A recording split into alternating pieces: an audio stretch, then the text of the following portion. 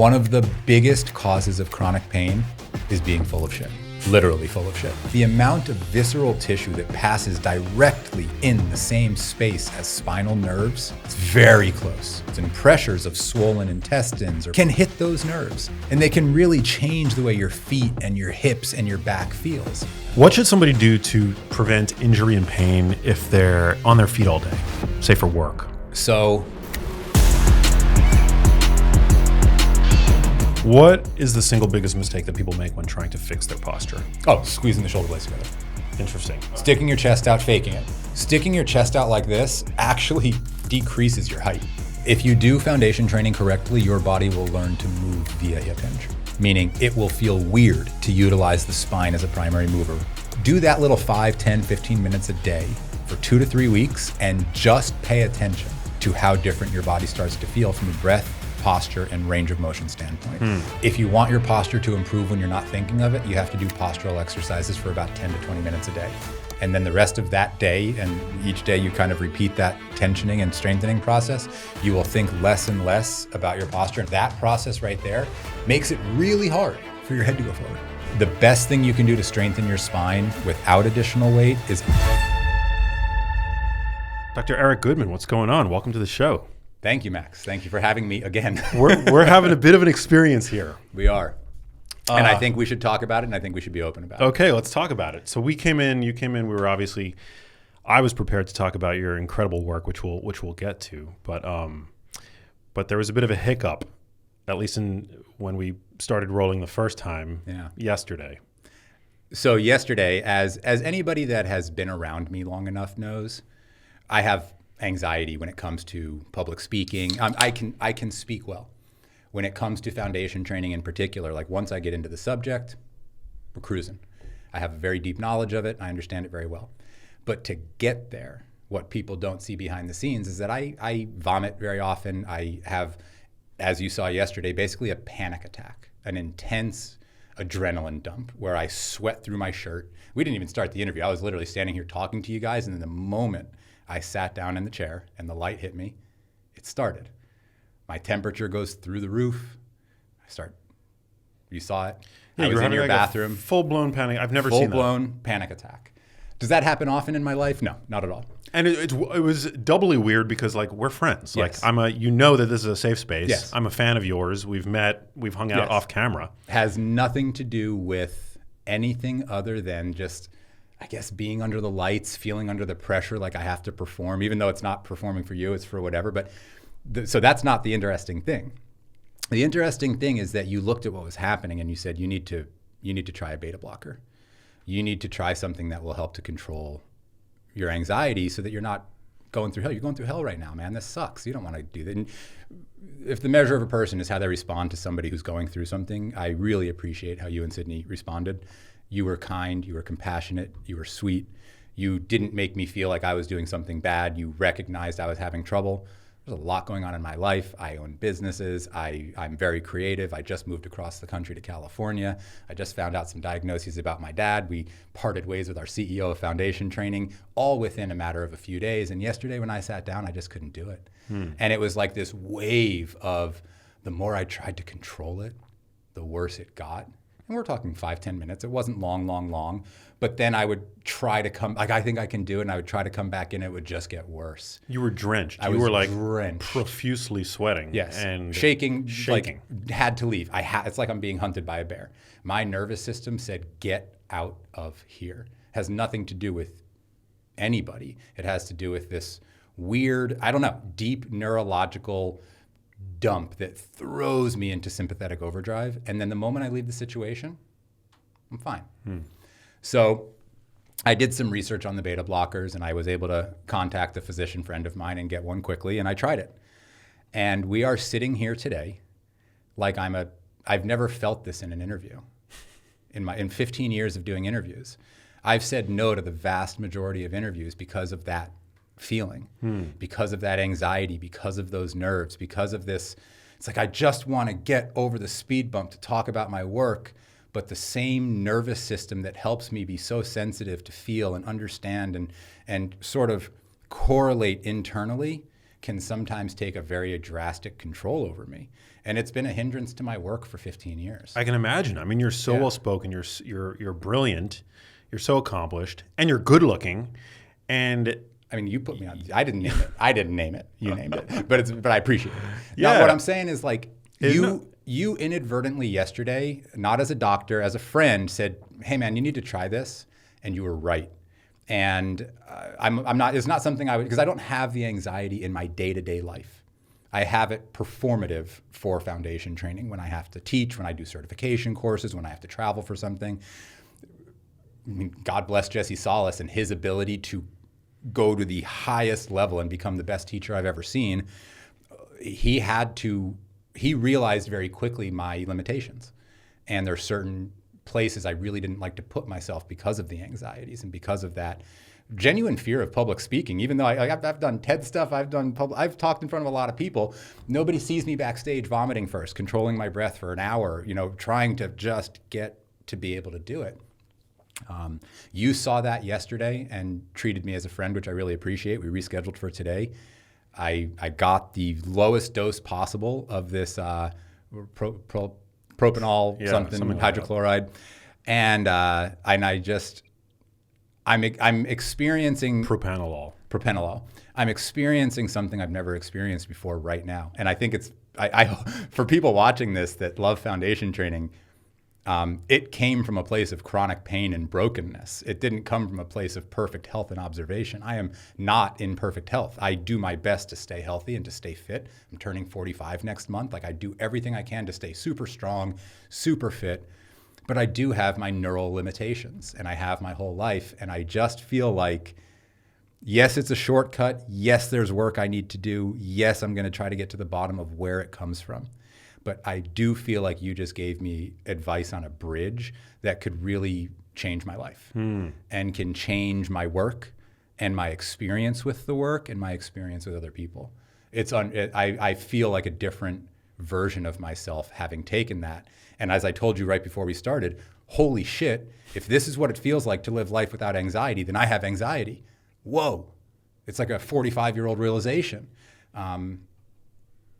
I just feel it's a wild experience. We'll get into foundation training. I'm sorry that you guys got into my mess and have to listen to this, but no, I'm receiving it, brother. It was a profound experience. I'm very grateful. I think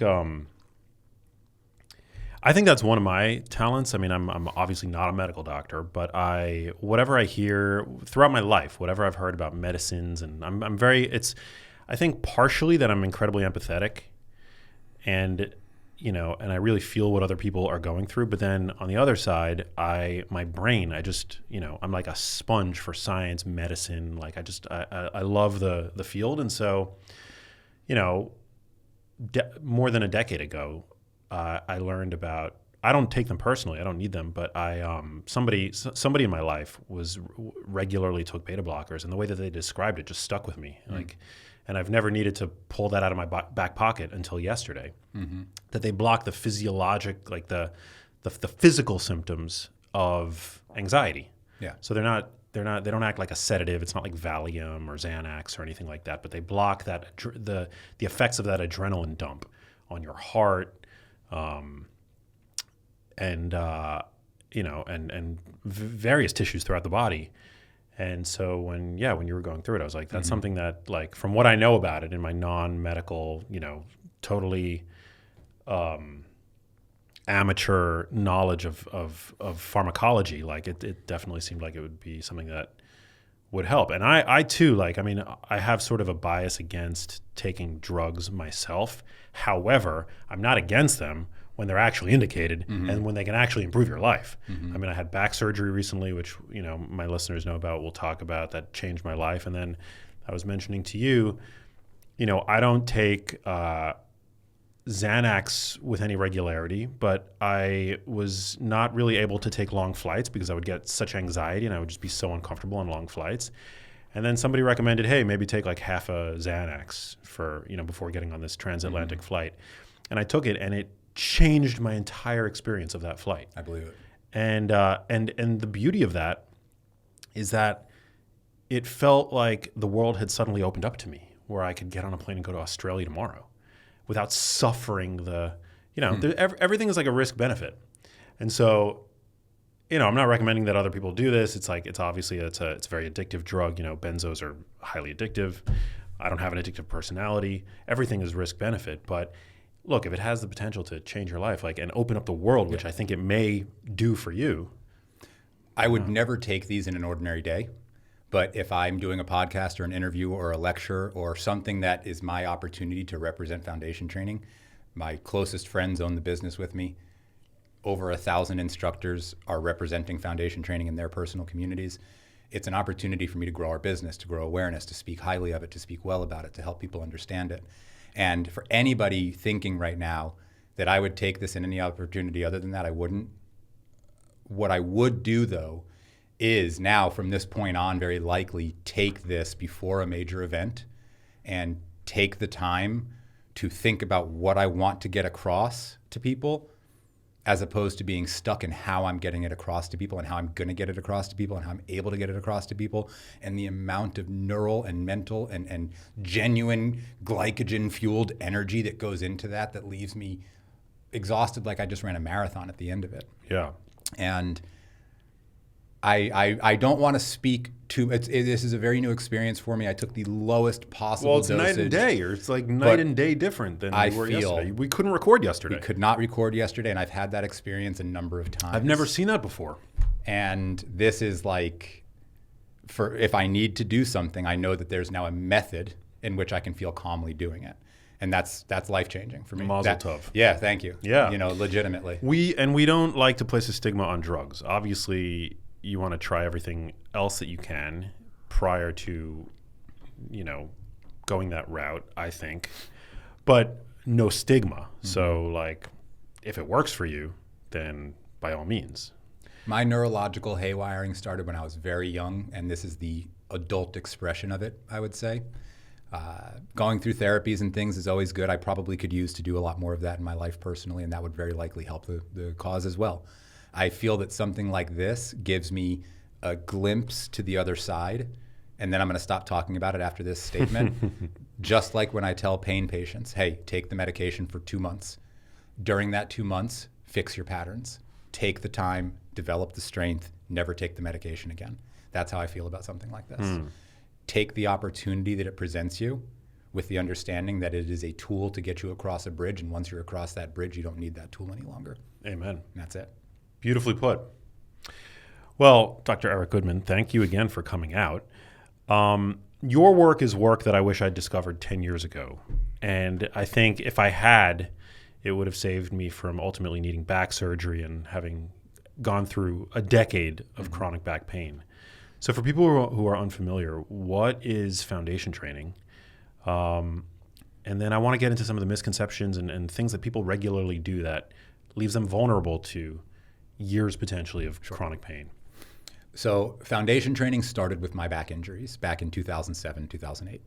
And I used this, what became an extension-based, spinal extension-based, especially at the lumbar spine, posterior chain, meaning the muscles along the back edges of the body, the butt, the hamstrings, the calves, the back, the lat muscles, even the back of the neck muscles, the stuff that lifts you and supports you as a biped.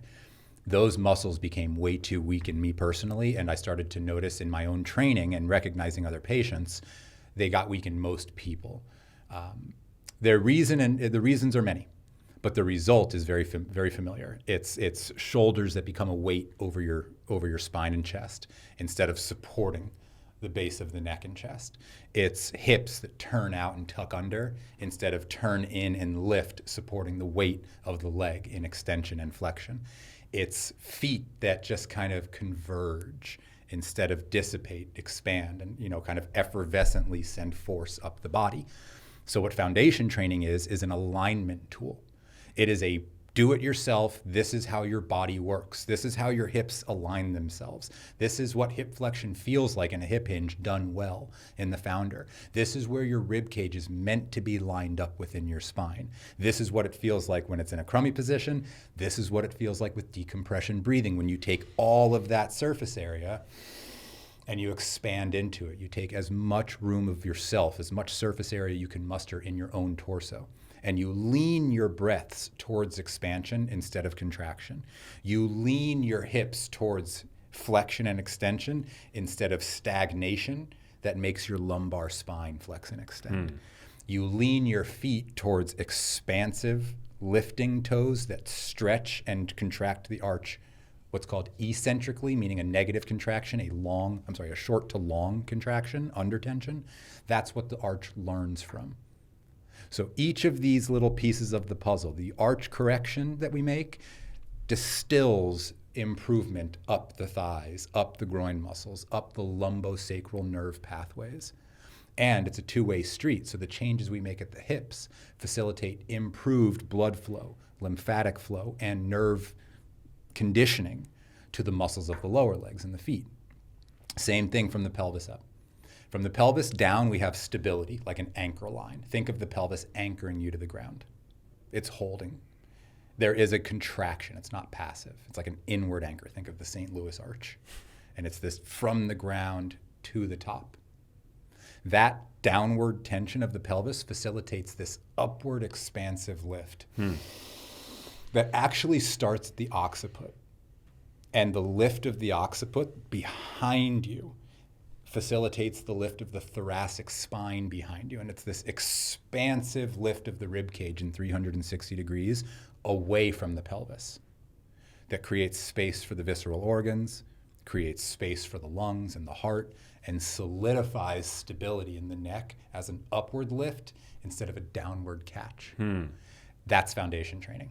We have 31 exercises based on two principles: anchoring the pelvis, decompressing the torso. We have 1,400, 1,500 instructors around the world, and that number is growing. I've written 3 books on it. My wife wrote 1 book that brings it into first-year development and how parents can use it. And we are just on a mission to get this out to the world. And brother, you just helped me more than I think anybody. Hell yeah, dude. As I'm explaining that, there was a little voice in the back of my head that's like, why is this so easy to explain right now? You're killing it. Yeah. Dude, well, it's well deserved because I mean your work has changed the lives of so many. I mean, I can't tell you how many people I've had, when talking about my back pain over the past decade. Have you heard of foundation training? Are you familiar with the Founder? And I think it was actually my co-author in Genius Foods who first heard about your work. And we were like in between writing sessions, we would do the Founder. We would like get on, do the move, which is like this incredible decompressive thing that you invented. And it's just wild and incredibly valuable because so many people today suffer from chronic back pain. What started as, Eric, you need to get fusion surgery, your L5S1 is basically invaginated into L4. It's just the bones are just together. There's no disc. There's bone on bone. There's osteophyte formation. There's calcific. Like that's what happens when the spine basically absorbs its own weight. The hips are meant to absorb the weight of the torso, the muscles that surround them, and then the torso has this surrounding scaffolding, really beautiful scaffolding in the obliques, the serratus muscles around the rib cage, the intercostals. When they are all eccentrically loaded towards expansion, the weight of the torso is not felt within the torso. It's felt in the muscles of the legs and the hips. It's felt in the feet. Perhaps, if anything, it's felt as a stability line through the airway. When they're contracted, tightened, aggressive, it's going with gravity. It's an easier contraction by far because it's going with gravity instead of against it. An expansive upward contraction is hard to sustain, and it strengthens you significantly. Not like powerlifting strength, but postural strength, breath strength. When you move on an axial plane, meaning when you rotate your whole torso and pelvis rotate together, and then the spine continues that rotation through itself, but it's not hips stay stable and then spine rotates. That's very, very opposite. The more you can teach your body to stabilize itself, to feel the weight through muscle contractions that are integrated through chains of muscle, posterior chain, anterior chain, spiral chain. Go look at Thomas Meyer's work. It's very intelligent. The fascial community has really started to catch up to his dissection work, and I'm not in it, they are starting to understand that the body is a lot more than we realize, and that it is a web surrounded by fascia that has numerous processes and sensitivities within it. And the more you can learn to work with both hydration, movement, pressurization, volume of fascia and the muscles within it, the better the body feels and operates. Blood flow, lymphatic flow, electrical flow. When those things are working good, everything else is working good. And it's because you're breathing well. So FT is an opportunity for people to really learn how to do that themselves. And it's not hard. It's harder than you think, but it's not hard. It's not hard to learn. It's hard to practice because you're using your whole body against itself. I hope everybody does. I've seen pretty wild things from my own body and changes over the past now 16, 17 years to the people that have come in the community and as patients, as instructors, as doctors of different types. They all have their stories of how the work has helped them, their patients. It's a trip. It's a real trip. What was your injury? Just like weightlifting, water polo. I had very typical L5-S1 degeneration that advanced relatively quickly at a young age. And then I was in chiropractic school, getting adjusted by people in chiropractic school pretty much every day for about a 1.5 year period towards the end when you're really learning clinical skills. And that kind of put me over the edge. That took me from I'm having spasms maybe once every 3 to 4 months that take me a week or two to get out of, 3 weeks to get out of, to I can't get out of pain. Wow. I'm unstable. And I couldn't, I would go surfing. I was learning to surf at the time. It would just be an agony for like a week or two. And I would try to drive. I'd go get adjusted. It really made me question a lot. And I love the chiropractic education. My understanding of alignment and nerve flow in the body came from my chiropractic education. And I believe foundation training provides the active component that chiropractic care is currently missing to sustain and afford the long-term benefits of the adjustments and alignments. And I think the collaboration of the two is beautiful, but I've never practiced chiropractic in my life. I've never had a clinic. By 2008, I graduated April of 2008 from Los Angeles Chiropractic College. And by that time, I was already working with the U.S. water polo team as their strength coach. And I was developing this thing that was starting to work for me, that was starting to work for them. That was just a way of looking at the body through posterior chain recruitment and extension. Wow. Yeah, I mean, I've been adjusted many times over the course of my life, and it always feels great, but it doesn't necessarily feel like it's doing anything from the standpoint of prevention. It doesn't really feel like it's doing anything in terms of treatment. But what you offer, what foundation training offers, is it's a form of treatment. It's a form of strength training. It's like all of the above. It's prevention. Self-repair. Self-repair. We had Ernest Adams, a Marine veteran, badass guy. You know, these guys are like special forces. Ernest he's been in and out of the community of foundation training for a long time, but he made a video once, and in the video called it self-repair, that you can do for yourself out in the field. And I was just like, that makes so much sense. And it is. It's something, because you have to learn about your body to do it. You can't do foundation training for a month and not learn about your body. You're going to feel different muscles working. You're going to feel like a literal scaffolding kind of take over your spinal structure and lift you up differently and hold you up differently in every step, seat, standing up from a chair, getting out of every moment you can really feel once you've done enough of it. I don't know. Some people don't like doing physical activity.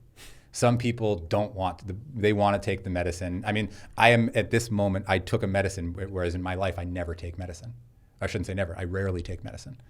And it worked. And sometimes the person that thinks they can't do foundation training needs medication for a week or two, needs to start FT at that moment when the medication starts relieving their pain and inflammation, develop that structural strength over a week or two and continue with it. But what they'll notice is when they get off the medication, they feel better than when they started it, before the pain set in. They've done something for their ecosystem. They've stabilized their structure to a degree that it can really help. Well, sometimes the medication helps you grease the groove. Exactly. It's one of those. I mean, obviously it's called foundation training, but the tools that you offer are foundational in the sense that, you know, I don't regularly do yoga classes anymore, but there was a period like 10, 15 years ago where I was regularly, like 3 times a week, taking hour and a half long, 90-minute long yoga classes in LA. And though I've kind of left that practice behind, there are certain moves that I've learned that I will take with me through the end of my life, like the downward dog, child's pose, stuff like that.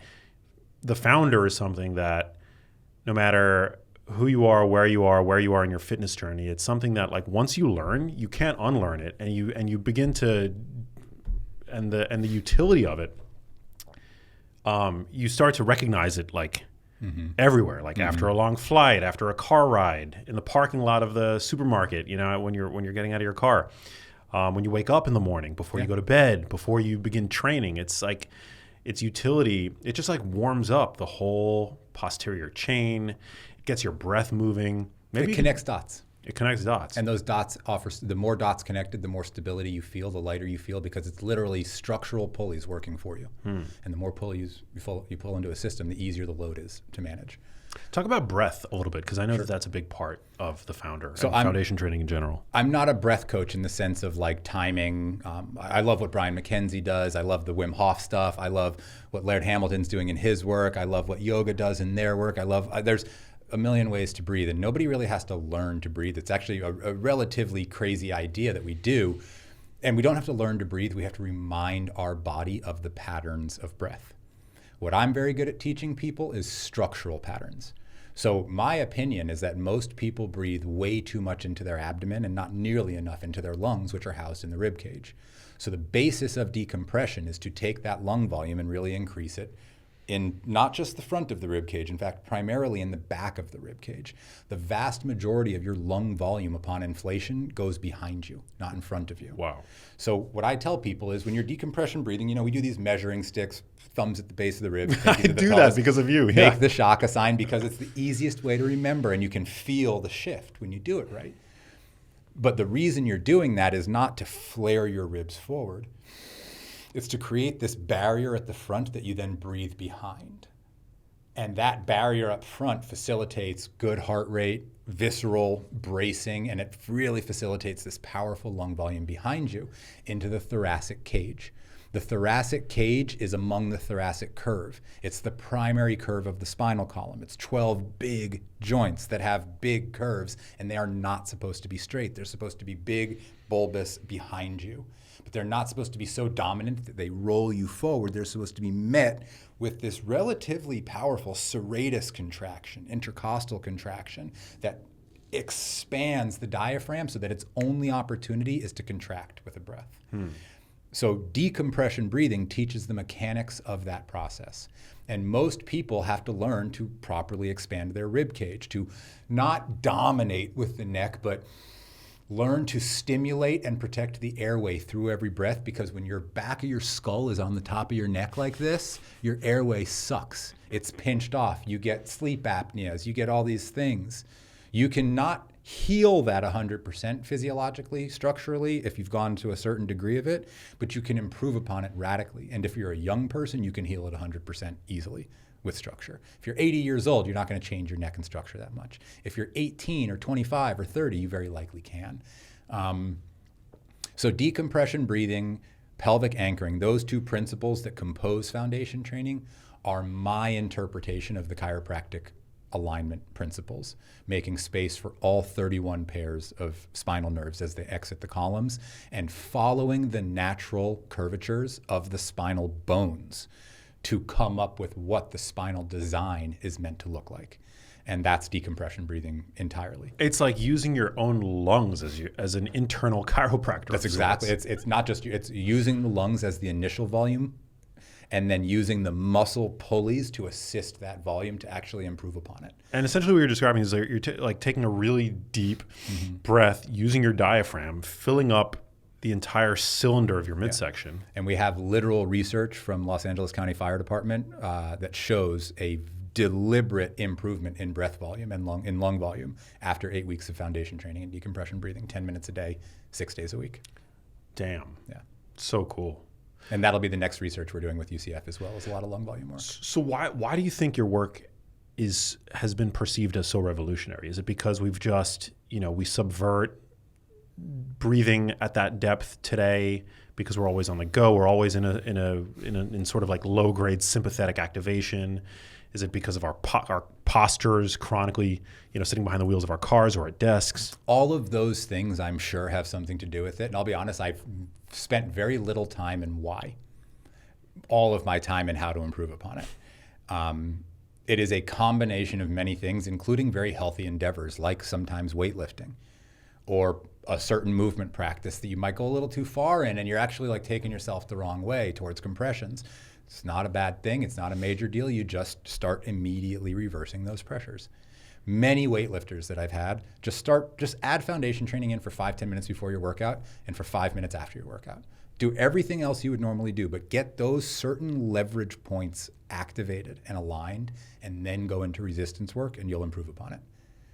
when you're done with the resistance work and your body is tight in compression, just spend a couple minutes. Spend 5 minutes decompression breathing. Hold a couple founders. Do an 8-point plank or 2. Notice how rapidly your body accepts this new pattern because you're doing the before and after work. You will get stronger more quickly. We've seen it so many times. We have numerous very high-level weightlifters and power lifters and all of that utilizing the work. It's amazing. It's yeah, again, it's like I feel like it activates it connects my mind to my body in a way that the hip hinge becomes more I guess less effortful. Well, if you do foundation training correctly, your body will learn to move via hip hinge, meaning it will feel weird to utilize the spine as a primary mover. And I'm talking within weeks. If you're doing a little bit every day of our patterning work, if you're do my 12-minute video if you want, do one of our little things on FT streaming. We have over 1,000 very high-level workouts and routines on FT streaming. Do some of those. We have protocols for every kind of pain you're in that you can follow. Do that little 5, 10, 15 minutes a day for 2 to 3 weeks and just pay attention to how different your body starts to feel from a breath, posture, and range of motion standpoint. Pick something up off the ground. If you got kids, pick your kid up and just feel the difference, and you will. It's an unavoidable adaptation if you do the work. I would have nowhere near the confidence to say that 10 years ago, 15 years ago. I've taught it to too many people now to think otherwise. We are now in this amazing stage of foundation training of having our anecdotal proof proven scientifically. That process has been yielding incredible results, and we anticipate much more of that in the future with pain tests, pain studies, nerve flow studies, different things like that. But foundation training offers this neural opportunity that for whatever reason, a lot of other systems seem to not. And it's through the integration of the muscle chains, the positioning of the hips, the lifting of the rib cage, kind of the anti-traditional rehabilitation that wasn't out there. So it's not revolutionary. There's nothing new.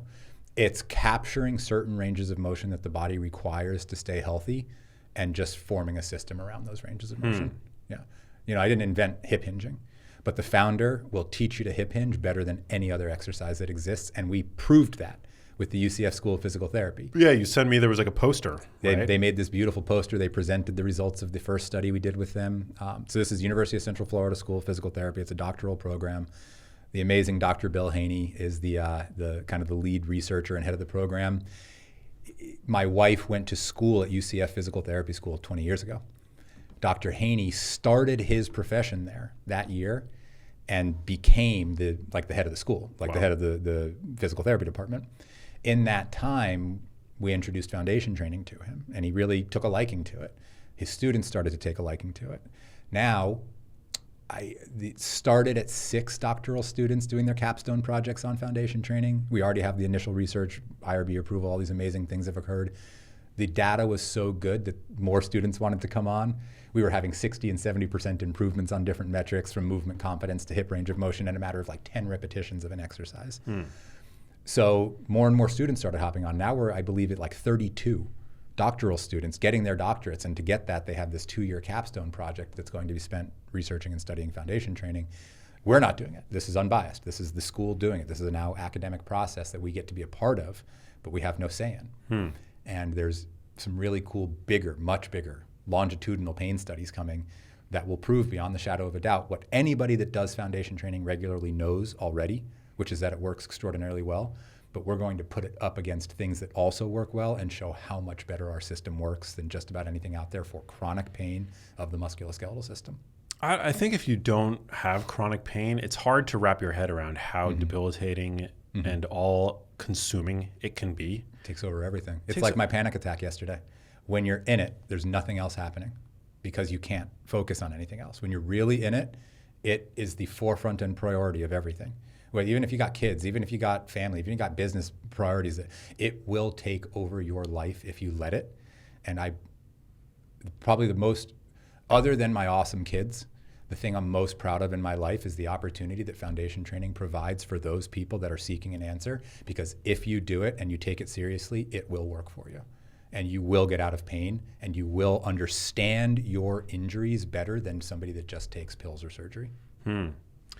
Yeah, maybe. I mean, my disc issues. I mean, they lasted a long time, and they were fairly manageable for the majority of the 10 years that I had been suffering from it. But over the year prior to my surgery, which I had in February of this year, I mean, I was. You just had it. I just had it. Yeah.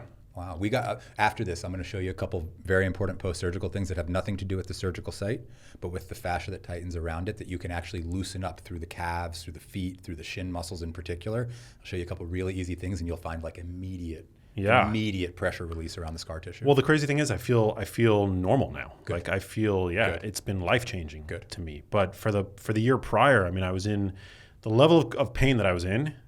It was getting to the point where I mean, I don't want to say that I was suicidal, but I was, envisioning a future for myself, knowing that it was just going to get worse and worse and worse. That was becoming increasingly difficult to do. And I understand that sentiment very well. At this stage of my life, my pain does not control my life at all any longer, but there was times that it absolutely did. And upward, I mean, even into my first many years of developing this, I was not out of the woods until probably 2015 or 16.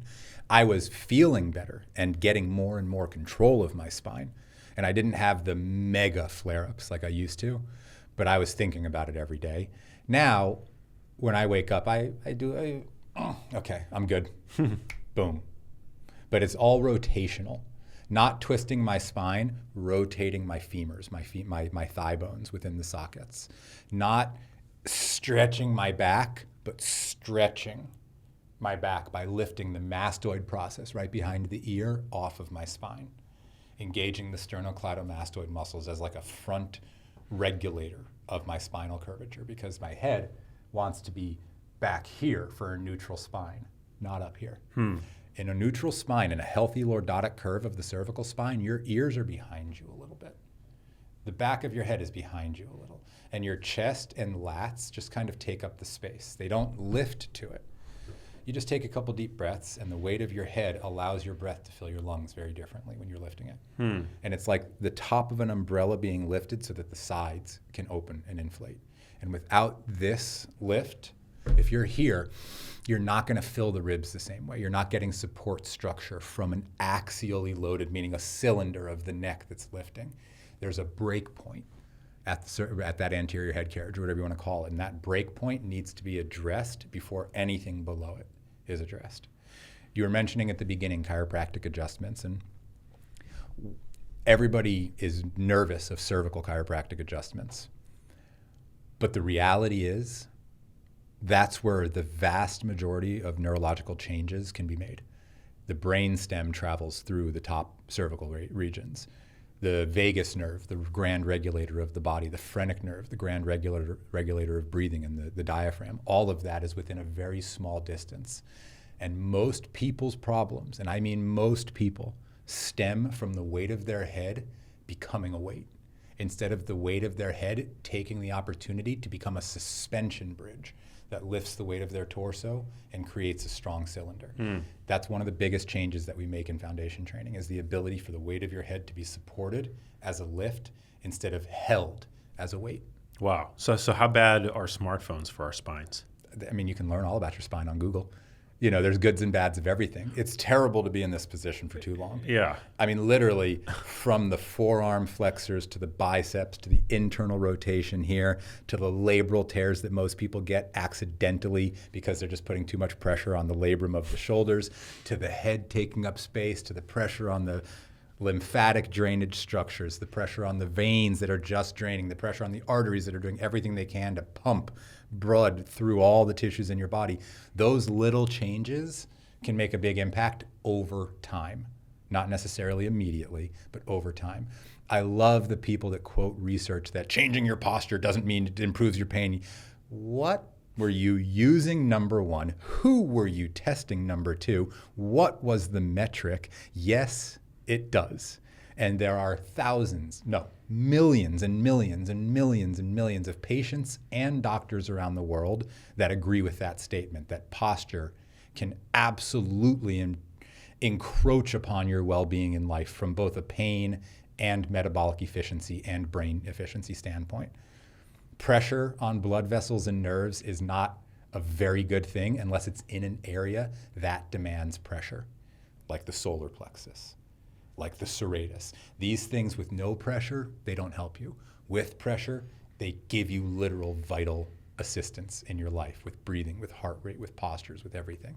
And there's such easy little tricks that you can learn, but they are all leveraged towards expansion, meaning they are all here, not here. And how much movement, because I recognize the value of knowing how to hip hinge properly, but in terms of, your vertebral bodies themselves, like how much are you, greasing those grooves? Sure, a lot eventually. It's sequencing. I believe the spine at every level has pretty significant range of motion, especially the neck. The lumbar spine, decent. The thoracic spine, done well, significant range of motion. But it's a coupled motion. So in physiology, a coupled motion is both extension and rotation at the same time, or flexion and rotation at the same time. In the lumbar spine, where people get injuries all the time, the natural range of motion of the lumbar spine is extension as you rotate. And that's because the pelvis pitches the direction that you need to rotate, and then the spine continues that range. Once the pelvis has rotated, the spine can go drastic ranges of motion in that direction. The problems occur in torsion, when the pelvis stays rigid while the spine moves. That's when we get lumbosacral degenerative processes. That's when we get blown discs, nerve root compressions. That's when we get these radiculopathies and sciatic pressures. It's the result of the body trying to stabilize in a system that has gone unstable. Stability takes the pelvis with it. In fact, the pelvis leads the way of stability, and the rest of the torso simply follows. In instability, which looks rigid and sometimes tough, this stays stable, but there's a dissociation between the spine and the pelvis. And that dissociation, that split of movement, where one's going one direction, the other's going the other direction, that's bad. That's where people hurt themselves. What you want, and one of the biggest things I would say I contributed to the physiology world over the past 15 years or so, is the idea that the core structure of the body includes certain abdominal muscles, but is the structure of the pelvis. So the structure of the pelvis is your center of gravity, and it's two hemispheres that meet at this pubic symphysis right between them. Those two hemispheres have numerous muscular connections above, in front of and behind and below that directly connect to that skeletal structure at the center of you. Those muscles that have a direct tendinous connection, that's your core. That moves your center of gravity. There are muscles like your psoas muscle that I do not include in the core muscles because they bypass the pelvis. They go straight through it. The connection is femur to spine. Core muscles take your pelvis and centrate it and stabilize it, whether it's flexion, extension, or rotation, external or internal. Instability looks like rigidity in the pelvis that forces too much range of motion at certain spinal joints and not enough at others. So yes, the spine needs to move extremely well. Not necessarily where you currently have it moving from, but there are very minor, easy changes to make it move better. What do you think about the back extension exercise? I love it. At the gym, I forget what the device is called. There's a Roman chair, there's a reverse back extension. There's things that basically will make your hip joint the pivot, which is excellent because you're going over with the weight of your torso, your hamstrings initiate the pull-up, and then right when you're about 45 degrees, your glutes, multifidi, spinal erectors, lats participate. Pelvis first, spine next. That's a perfect movement. When you're on the Roman chair and you have it up to your belly button and your pelvis is staying rigid as you flex your spine over it and extend your spine up it, that's no good. That's bad, yeah. That's a excessive spinal flexion at a place where the lumbar spine has a little spinal flexion, but it's an extensive. The lumbar spine is an extension-based tissue. It is literally placed in a lordotic extension-based curve. It has changes to the vertebra to allow for that curve to occur with even dispersion of force in the discs that separate the vertebra. You're supposed to extend your lower spine. I was not taught that. up until I figured that piece out by extending my lower spine and fixing my back pain. It was very frowned upon. What I absolutely frown upon is thoracic extension to an excessive degree, because while the lumbar spine is like this, the thoracic spine structurally is like this. It's kyphotic. It's a camelback. It is meant for voluminous expansion behind it that elongates the lats so they can support the entire rib cage. And those lats go all the way down to your lumbar spine, the thoracolumbar fascia, and they protect the lumbar spine as well. So the stronger your lats are, the healthier your lower back is. Interesting. It's very interesting. It's a very good correlation to know and to work on. Pull-ups, things like that. They're very valuable for people. Dead hangs? Dead hangs are great for shoulder health. They're great for neck health. The idea of a dead hang is this space right here. If when you're dead hanging, your neck shortens, you're not doing it right because you're not using your lats. When you're dead hanging, your neck lengthens, you're doing it very well because it's lat driven and it's supporting the shoulder girdle accurately from below. What about Jefferson curls? Do you ever do those? I have people would expect me to have a very bad thought on Jefferson curls, but it's the perfect example of an exercise done well that helps you, done poorly that hurts you. I feel the exact same way on deadlifts and squats. If you do a loaded exercise on the spine poorly, there's a good chance it might hurt your spine. That said, if you do it well, it is going to strengthen your posterior chain. Your adductor muscles, the protectors of the pelvis will strengthen as the protectors of the spine play tug of war against them and strengthen even further. So the Jefferson curl for the kyphosis of the thoracic spine, for the contraction of the transverse abdomen muscle, for the contraction of the latissimus muscles and the adductor muscles of the groin and hamstrings, perfect exercise performed by somebody with the range of motion and strength to do it. I do them unweighted.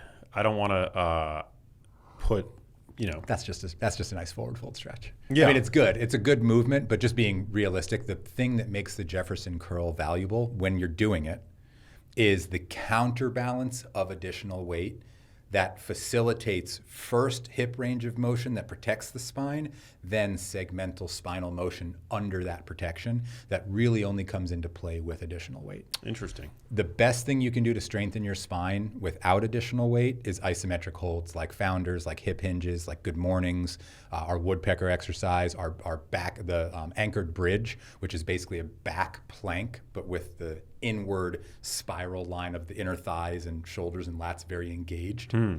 That gives you this long suspension bridge of tension at the lower back, at the hamstrings, at the glutes, at the calves. I mean, the whole back of your body is like a front plank works the whole front. The anchored bridge works the entire back line of the body from the base of the skull to the heels. What's the move called where you're kind of like doing a Superman? You're like lying in the anchored back extension. Anchored back The extension. reason it's called an anchored back, this was the first exercise I developed before the founder.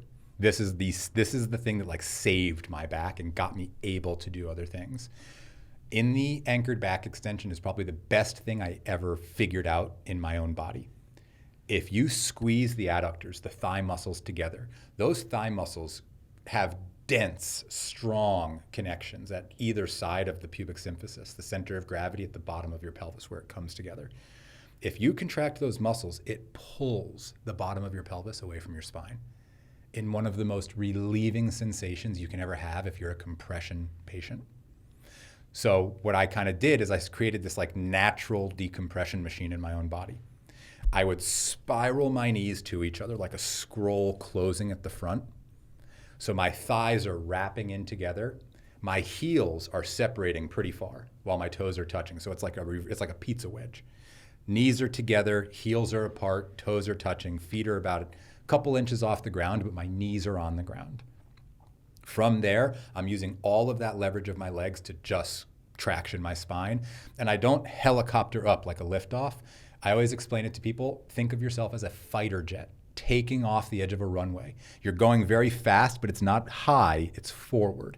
And we'll take 10 to 20 breaths where every breath gives you a little more forward trajectory away from that dense squeeze of the adductors, the groin muscles, and it's traction for the spine. It's one of the things I'm really looking forward to proving beyond the shadow of a doubt with kinematics and force studies. but it's something that has been proving itself now for 15 or 16 years, first in my body over and over and over, and now in countless people with major pain that use that for an instant relief of their compression symptoms. You're such a rock star, dude. It's helpful stuff, man. And it's not me. It's this work that I'm still excited about it because it's helping me. Yeah. I'm like, I started this at 27. My first teaching was 27 years old. I'm going to be 20 years into this in 2 years. Wow. That's wild. Amazing. And I can't, at first, man, for the first 10 years, I was like, somebody did this already, man. Where is it? Somebody tell me, where is it? And it just kept not happening, where people really seemed like this was new for them. And I just kept developing it, and I've had some amazing people come in. I mentioned Jesse Salas. He's you talk about a rock star. He's the real deal. He has developed more into foundation training than any other individual. He's one of your coaches? He's the coach. He's the coach to all the coaches. He teaches all the certification courses with me. If there's a strike mission anywhere around the world where, from the celebrities to this person to that person they need this now or else they can't stay on tour. They got it, whatever it is, Jesse goes and the results are amazing. Absolutely amazing. He's a retired firefighter of 17 years. A little over 10 years ago, he joined me with foundation training and has been the most influential part of it by far since then. Anybody that has the chance to work with Jesse loves it.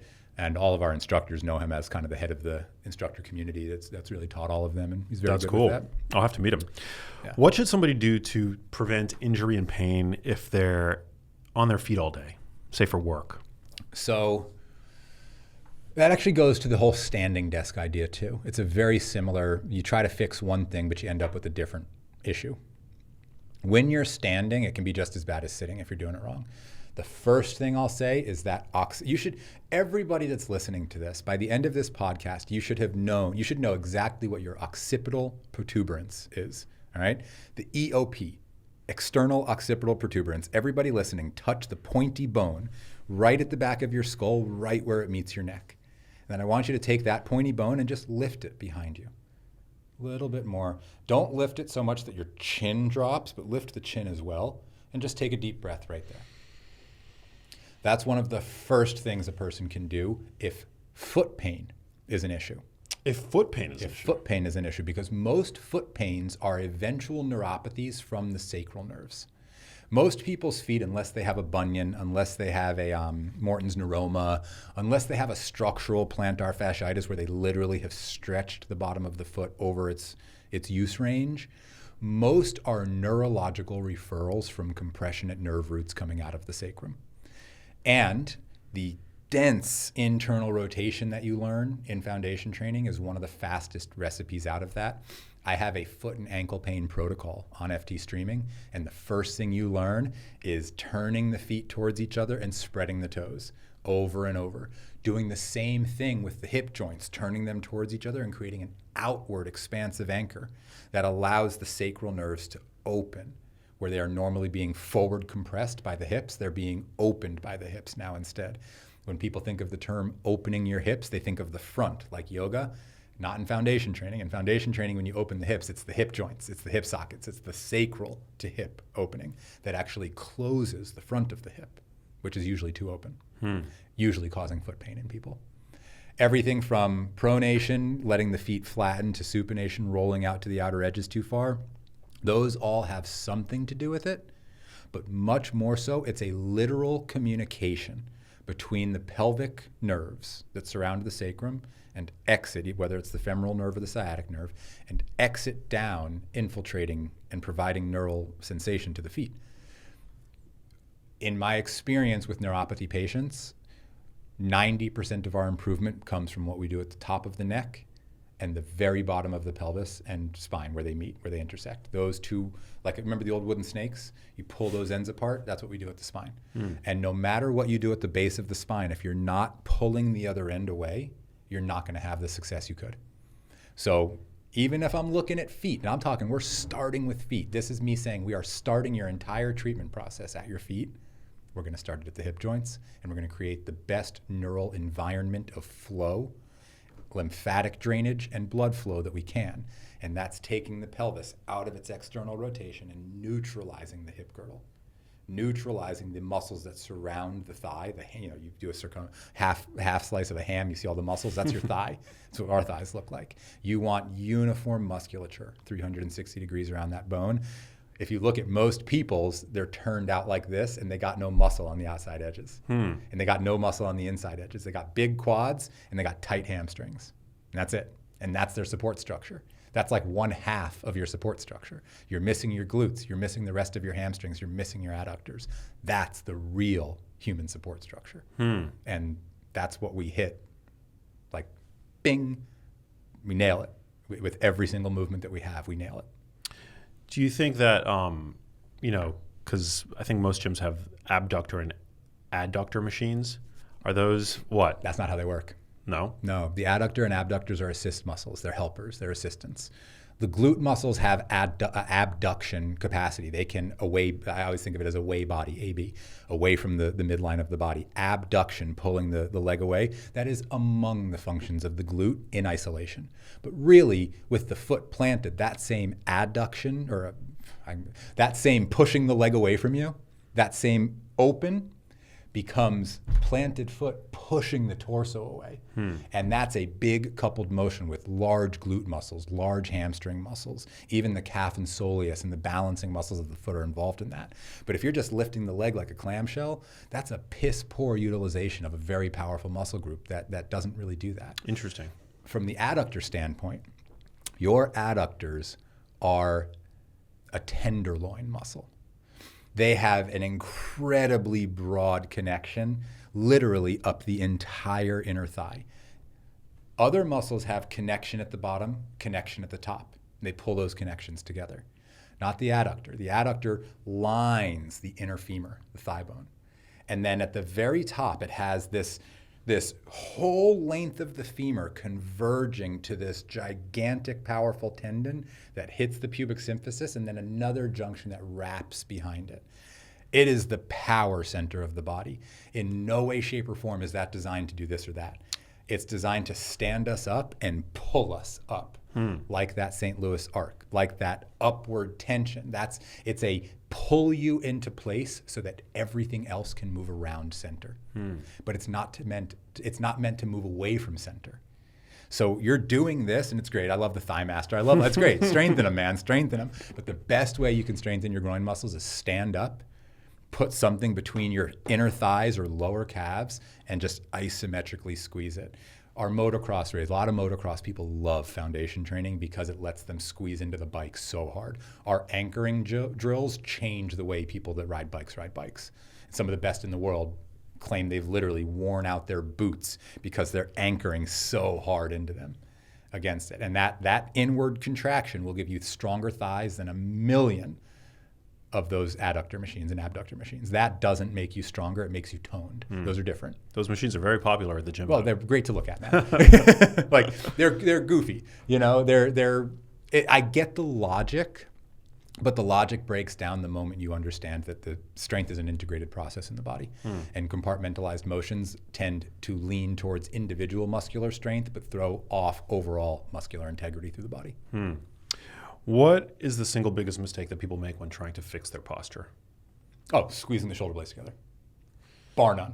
Interesting. Sticking their chest out? Sticking your chest out, faking it. Sticking your chest out like this actually decreases your height. When you straighten your thoracic curve, you get smaller because you're pressing the back edge of the discs to each other. The thoracic curve is warranted it is built as a kyphotic curve, meaning an outward expanse behind you at the pinnacle of that curvature. If you squeeze your shoulder blades together, you're straightening that curve, shortening the distance between all the points, taking the lat muscles out of the equation, taking the chest muscles into a big open expanse that they're actually not very comfortable. They can't pull from there very hard. You're taking yourself out of postural integrity. If you want to do the exact opposite and get the result that you're aiming for with this, all you do is shrug your shoulders up, do it with me, and then pull your shoulder joints apart as far as you can. Just pull them away from each other as far as you can, and just let them settle in that position and let your arms relax. But keep the yes right there. Kind of like a lat spread. It's like a lat spread without the lat spread. So a lat spread is this. Yeah. It's initiate the lat spread and then breathe into it. And you're going to feel that it funnels your breath to the upper back chambers of the rib cage. And it sets you up to have buoyant shoulders that ride your breath instead of shoulders that limit your breath. Do I look like I'm doing it right? Getting there. I mean, just pull the shoulder joints up. It's like, think clavicles pulling straight apart. Don't even do anything else. Just clavicles apart and take a breath through the nose. Right there. That's perfect. Just breathe. Just take a few. In fact, notice if you then add that subtle occipital lift behind you, feel your abdomen participate in the breath on the next one. sometimes you hear pretend that you've got a string. I love the golden string idea. It's perfect. What is that? That's from dance. This is like old school, probably like, honestly, probably before the turn of the century of the 1800s, 1900s. Like, this is one of the oldest thoughts in posture, and it's brilliant. Whether it's lifting the string or pushing the book up with your head and balancing a book on your head. Either of those work the exact same way. Interesting. The force being provided upward to balance instead of the force being below the neck to catch the weight of the head. That's the difference. It's a 180-degree vector difference. We are used to our shoulders and head being a weight instead of using that force to take weight off the rest of the body. My posture's always been, I think, suboptimal. It's not terrible, but especially when sitting, like I'm just prone to, my body just wants to find the position of least effort. Yeah. The work done most between is more important than the work during. Meaning, if you want your posture to improve when you're not thinking of it, you have to do postural exercises for about 10 to 20 minutes a day. And then the rest of that day, and each day you kind of repeat that tensioning and strengthening process, you will think less and less about your posture, and all of a sudden, your chest is up, but not because you're doing this. It's because your chest is up. You're taking up space. Your trap muscles really loosen up, and your lat muscles take over. The posterior capsule of the shoulder takes over. And that musculature, that process right there, makes it really hard for your head to go forward. Really, all of the muscles that pull your head back are being activated now. The only way to really get your head to go forward is one of two things. Squeeze the shoulder blades together or squeeze the pecs together. Either one of those, your head is going to have to find center. But if you pull the clavicles, the collarbones apart, your head is centered. And it works almost instantly. Wow. Yeah. Is there a morning routine for somebody looking to decrease pain? Like a morning routine setting themselves up for minimal pain, a low risk of injury over the course of the day? Like a way to warm up the joints, warm up the muscles involved in posture. And my immediate response to that is to really get good at supine decompression and prone decompression, two of exercises of ours that you can do in your bed that just line the joints up ideally. You do them for 30 to 60 seconds and then you get out of bed. That's not a morning routine though. That's a quick something. Number one, before you do anything else, you have to have a ton of water and you have to get your bowels moving. One of the biggest causes of chronic pain is being full of shit, literally full of shit, where you're not necessarily even constipated, it just hasn't passed through yet, but you have certain gut inflammations. The amount of visceral tissue that passes directly in the same space as spinal nerves, it's very close. Very, very close. And pressures of swollen intestines or pressures of, voluminous bolus going through can hit those nerves. And they can really change the way your feet and your hips and your back feels. Eat well.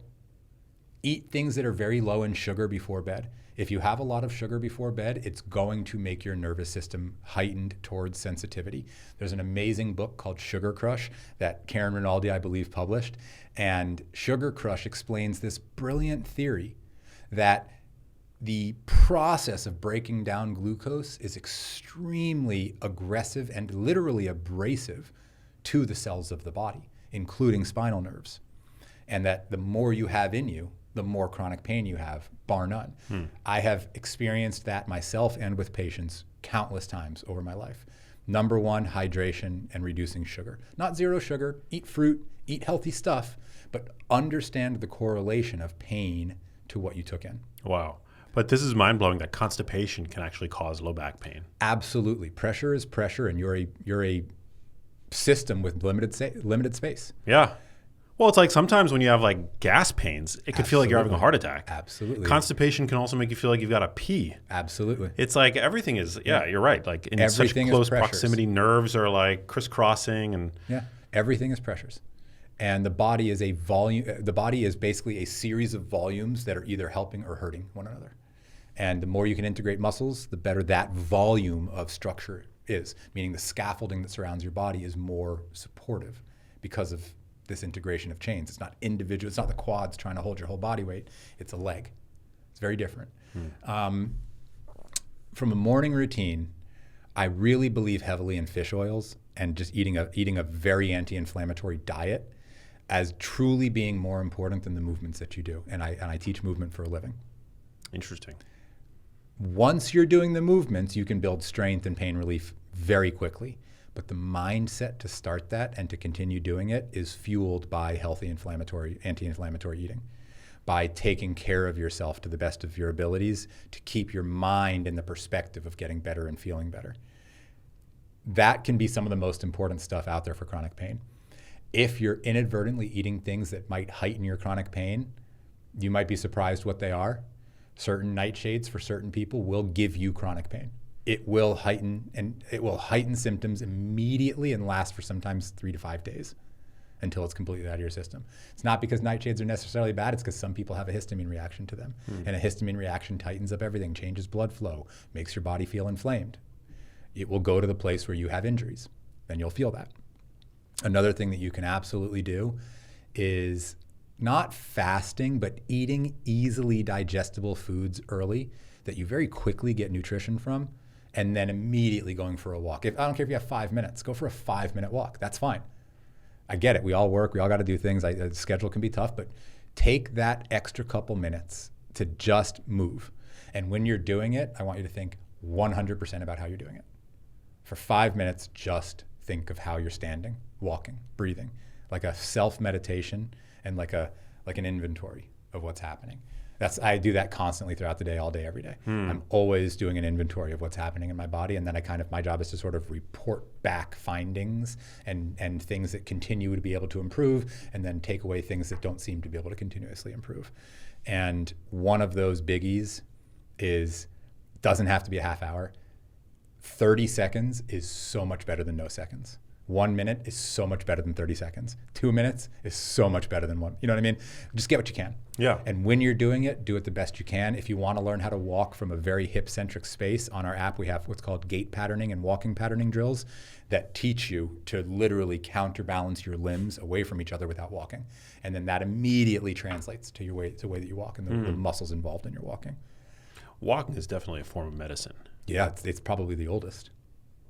Yeah, I mean, we're like, I mean, you know better than I, but we're designed to walk. It is, and different pacing can do different things. You can absolutely do interval training with walking, especially if you got hills in your area.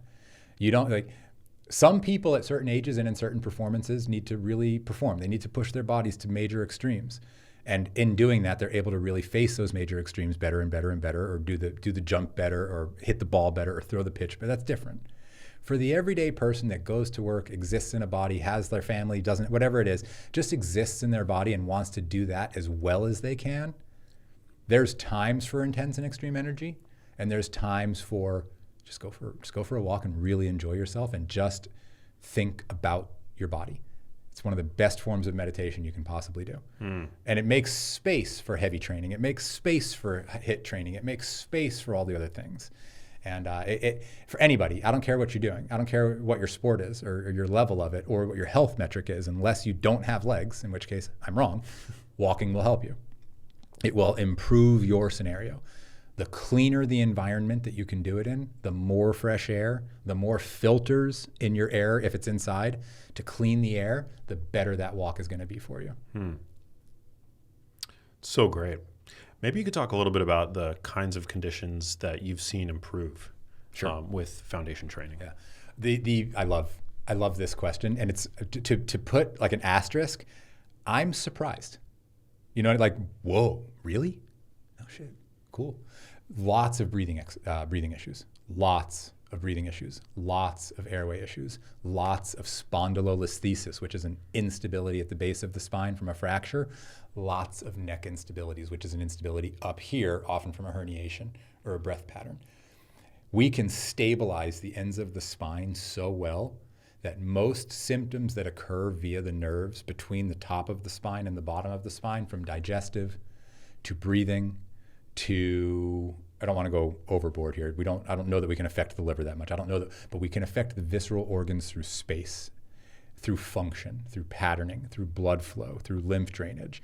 And we have found numerous autoimmune disorders get better. They don't heal, they still have the dysfunction, but a lot of the symptoms these people experience, from pain and lethargy and instability and coordination issues and shakes and things like that, radically improve while doing foundation training. And once they've been doing it long enough, they improve from doing foundation training. It's not immediate. They improve in the poses and then briefly after, and then it goes away. But it's like a snowball effect, that the more you do it, the more that improvement can become available for you and linger. Every kind of back pain, every kind of spinal pain, every kind of rib injury, every kind of shoulder, and I'm serious, every kind. I've been doing this since 2008. A lot of people use the work. I have certain videos that have countless millions of views from people doing the work, and you can literally read the comment and see what I'm talking about, of all these things that have gotten better from this. Yeah, how do people find you on YouTube? It's just foundation training. Yeah, it's never my name. It's always foundation training. I like it that way. It should just look up foundation training and you'll find us very, very quickly. We have a great YouTube channel that people love. And as you mentioned yesterday, you're like, how do you do this on YouTube? And I'm like, this isn't how I feel when I'm doing it for our guys. I can very easily get over the hump typically and get into what I kind of call channeling foundation training, which is like just teaching the work verbatim as best as I possibly can for whoever's going to be watching it. We have a couple YouTube videos that I love when people use, because they can see how quickly the work can work. And you can also just read literally multiple thousands of comments of what it's done for people around the world. And it's inspiring. It's quite inspiring. People have really navigated intense, what could be lifelong addictions and injuries with this work. And they've avoided surgeries, and some of them have improved upon surgeries. And some of them have done our work to a point and then gotten surgeries that perhaps they would have needed a worse surgery had they not done the work. I'm super okay with any of that. I don't need you to depend on foundation training for all your wellness. I want you to utilize foundation training to accessorize all of your wellness, to improve upon the things that you're doing. And I think we've nailed that. I really think we've kind of nailed that. People are not looking at us as a standalone system. They're looking at us as a helper. A lot of the medical system sees us as very complementary to their work. And I believe the future for foundation training is intense and bright in the medical community. Yeah. And I just moved up towards the Bay Area with the family, and we're going to be pushing very hard into the Bay Area, into the medical schools, into the research areas, and really trying to bring foundation training to any skeptic and any person that wants to learn it. We're going to try to make some cool opportunities out there. Well, it's amazing. Yeah, it's not fluff. I mean, I've interacted with many people who claim that their lives have been changed with foundation training, and I know that. I mean, ever since I learned how to do the founder, which anybody can learn, it's right there on your YouTube video. I think it's like one of your most popular videos. I do it regularly, like as I mentioned, and so. And honestly, at this stage, a number of people have put it out. We've got a lot of people that have included foundation training in their books and in their videos and in their processes. And while I don't like that people are competing with us, at the same time, I love to see how much the work gets out there. And I love that it seems every time somebody puts our stuff out there, they kind of get called out for it by like a natural community that has formed over the years. And they realize that we're nice guys, that we're very collaborative. We'd rather help. Like, let's do this together. Yeah. Let's put something out together. There's a wonderful guy named Don Saladino. Years and years ago, he put out basically a version of my 12-minute workout. And I was like, Don, no, what are you doing? But his response was amazing. It's like, oh, you're right. What are you doing, sorry. Don? Like, you're right. He ended up being a friend, and he's a wonderful. The way guy. people respond to things is always so telling. And I'm always so on the fence of like, oh, I need to say something, should I? But now, I'm putting this out. This is my life work. It's very important to me, and we now have a lot of people that their lives are dependent on it as well. But his response was just to become a supportive person of foundation training, and it's so cool how people in the industry, you really can tell a lot about the people in the industry by how they respond. And overall, I would say foundation training has been remarkably well received, and kind of at like every stage, from yoga practitioners, from massage therapists, from personal trainers, from stuff where you can kind of, the entry point is modest. You can get in with a minor education and really, and if you're good at it, you can make an amazing living. All the way up to literal neurosurgeons, literal orthopedic surgeons that are like, without foundation training, my patients are not able to get anywhere near where they get, and some of them don't even need this. And I've got these amazing, this spectrum of patients and supporters has let my insecure self over the years become very confident in foundation training and really come to understand it in the communication I've had with so many people about what it's doing for them. And then I just kind of have this process of really slowly, painstakingly over many years, reverse engineering what has happened till I understand it. So it's like everything happens in FT, and then I kind of like, what just happened? And you kind of understand why it happened, how it works together.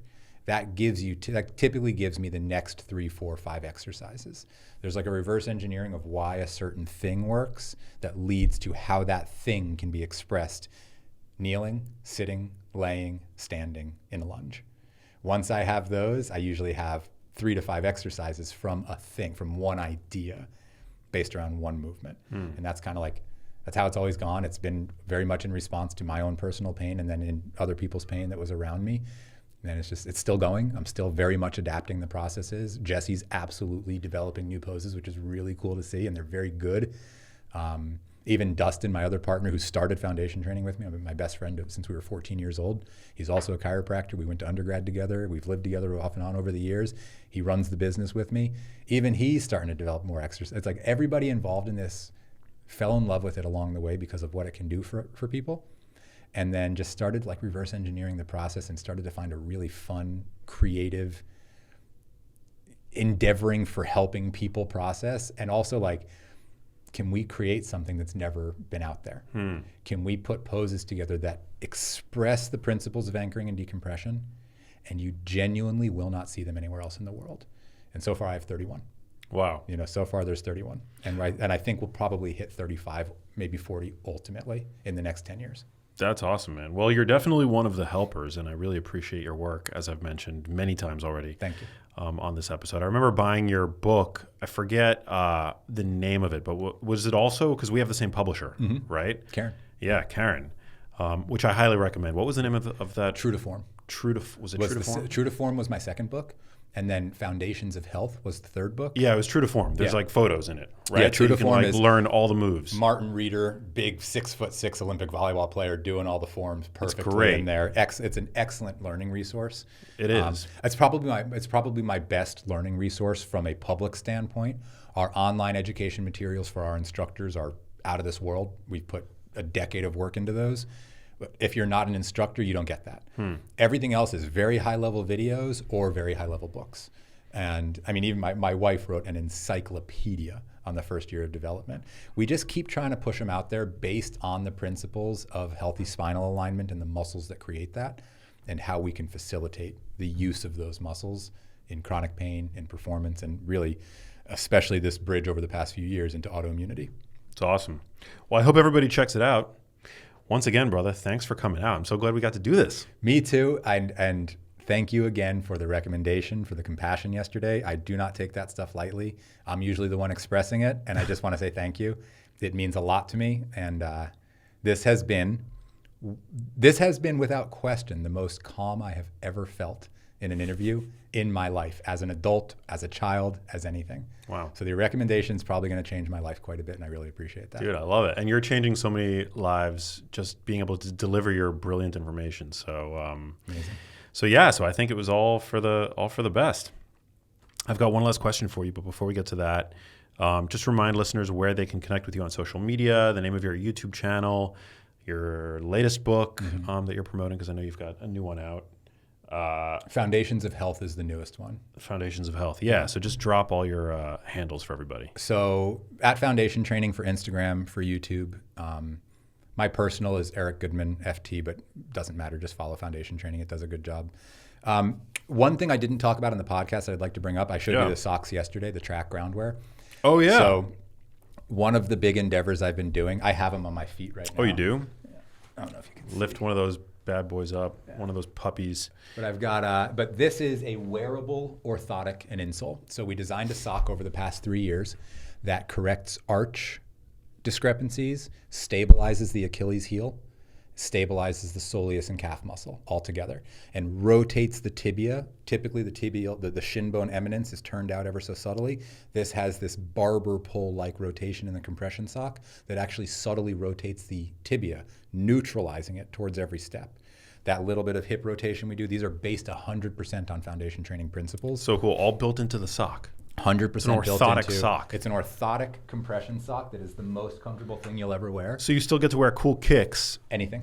While snowboard boots, rocking construction boots, whatever shoes you want. The nerdiest socks exactly. in existence. The nerdiest, the literal. If you were on the call, it's like, well, but the flexor hallucis does this, and we got it, guys, we got to get the big toe up. It's just like, but it worked, and we're launching them probably early 2026. If you search track groundwear, you're not going to find it yet, but we will have a website up very soon. We're putting a big deal into this. There's a lot going on with them. The anecdotal evidence from people is amazing. We are also doing University of Central Florida studies on track groundwear, and the first results are very promising, meaning this thing works and it does what it's supposed to. Track groundwear is something I'm extremely proud of. It's based in the principles of foundation training, but it's the first thing that you can completely passively utilize that will help you with those rotations and things in the foot and ankle. And I believe if you wear orthotics or corrective insoles, the moment you get these socks, you will stop wearing those. Unless you have like major foot issues and you have one of those big, thick, crazy orthotics. It's like a height discrepancy or something. So I wanted to mention that just because I'm on the platform and it's very much in the ilk of chronic pain relief. From a social media standpoint, we do a lot on Instagram. We do a lot on YouTube. Our YouTube channel is a very helpful channel. I suggest you use that. If you're very serious about wanting to learn this, FT streaming is good. There are 1,000+ workouts. Our in-person instructors are the best possible thing you can do. They've all trained with me directly or with Jesse directly. If you want to become an instructor, we are about to put out our 2026 certification schedule. We'll put that out at the end of October. And for our current instructors, we are also going to have a series of level 2 instructor courses beginning next year. So we are coming very much into a growth phase of foundation training, not like a business growth phase, but a development content. We're building a new app. We're just doing a lot for the business to thrive and for our instructor community to thrive. Amazing. Cool. Well, I'm so glad that now you get to go and be the ambassador that you're always meant to be. Unreal. Yeah. This is a gift that I don't even know how to explain. I love it, dude. It's really, really, and anybody who's watched a number of my interviews can tell right now the difference. So cool. It's very real. I hope everybody goes and checks out your work. The last question that gets asked to everybody on the show is, what does living a genius life mean to you? Eric Goodman. Learning how to laugh at all the non-genius moments I have. It means taking myself a little bit more seriously. It means taking the opportunities that I have in life with my family, with my daughters, with my wife, with the home, with my business, with the track business, with everybody that comes into my periphery. I would love for them to get to experience what I perceive as something I've worked extremely hard to get to a high level of, that I believe if they will hear me out on, I can help them. And I hope those opportunities start to really facilitate an improved life for anybody in the circle of foundation training. Hell yeah. Love it, brother. Well, thanks for coming out. Thank you, man. You're the man. Thank you guys for listening. Awesome indeed. And share this with people in your life that may benefit from it. I highly recommend checking out Eric's work, foundation training. Just learn the founder. He's got your video on YouTube. Yeah. It's got like 11 million, 12 million or more. Try the 12-minute video. See if you can get through my 12-minute video. Yeah, it's so good. It's so good. It's out there for free. And then his first book was life-changing for me. So check it out. And I will catch you guys on the next episode. Peace. Hey, if you liked that video, you need to check out this one here, and I'll see you there.